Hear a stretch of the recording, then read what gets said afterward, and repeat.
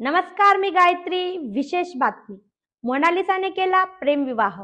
प्रयागराजच्या 2025च्या महाकुंभमेळ्यात रुद्राक्षच्या माळा विकताना व्हायरल झालेली मोनालिसा भोसले हिने तिचा प्रियकर फरमान खान याशी केरळमध्ये विवाह केला.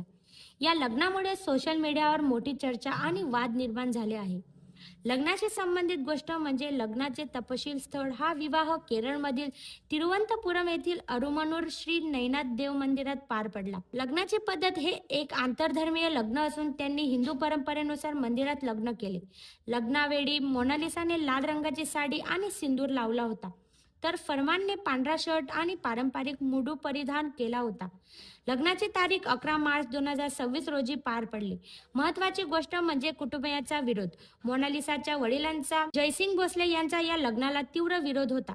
त्यांनी मोनालिसाला तिच्या इच्छेविरुद्ध दुसऱ्या व्यक्तीशी लग्न करण्यासाठी दबाव टाकला होता, असा आरोप करण्यात आला आहे. पोलीस संरक्षण, घरच्यांच्या विरोधात मुळे आणि वडिलांच्या धक्क्यामुळे या जोडप्याने केरळमधील थंपानूर पोलीस ठाण्यात धाव घेऊन संरक्षणाची मागणी केली. मोनालिसा 18 वर्षांनी सज्ञात असल्याचे सिद्ध झाल्यावर पोलिसांनी तिला तिच्या निर्णयानुसार जगण्याची परवानगी दिली. राजकीय उपस्थिती. या लग्नाला केरळमधील काही महत्त्वाचे नेते उपस्थित होते, ज्यात शिक्षण मंत्री शिवनकुट्टी आणि CPIM राज्य सचिव MV गोविंदाना यांचा समावेश होता. सोशल मीडियावर या लग्नावरून लव्ह जिहादच्या चर्चांना उधाण आले आहे. मात्र मोनालिसाने या आरोपांचे खंडन केले असून आम्ही प्रेमापोटी लग्न केले आहेत, यात कोणताही दबाव नाही, अशी प्रतिक्रिया दिली आहे.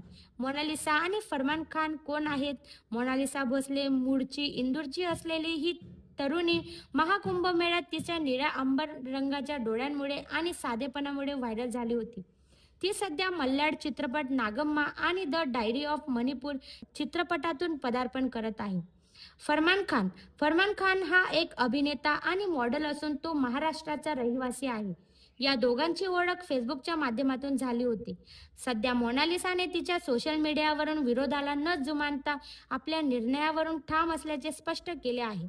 ABS news Marathi.